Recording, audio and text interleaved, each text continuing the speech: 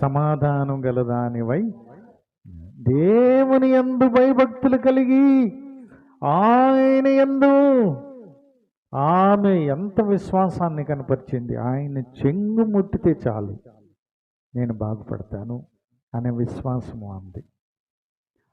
అయ్యా నువ్వు నా ఇంటికి రానక్కర్లేదు, నోటి మాట అను. నోటి మాట అంటే నా ఇంటిలో స్వస్థత వచ్చింది కదా. విశ్వాసం ఏంటి, ఇంత విశ్వాసమా? శతాధిపతి కదా. ఇక్కడ ఈ స్త్రీ ఏ బాధపడుతుంది?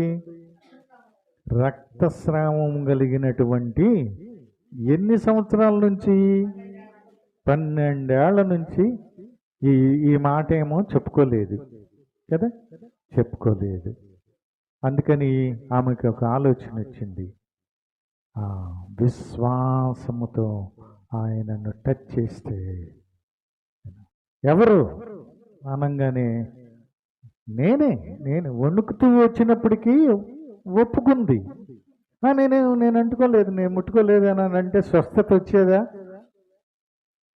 నేనే అనే భయము భక్తిని కనపరిచినప్పుడు దేవుడు నీ విశ్వాసము నిన్ను స్వస్థపరిచి నువ్వు సమాధానంగా వెళ్ళు.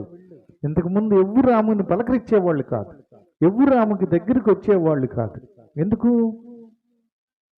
ఆమె రక్తస్రావం కలిగినటువంటిది, దూరంగా పెట్టేవాళ్ళు. ఇప్పుడు సమాధానముగనదాని వైపమ్ము, నీ బాధ నివారణ అయ్యి నీకు స్వస్థత కలుగునని ఆమెతో చెప్పాను.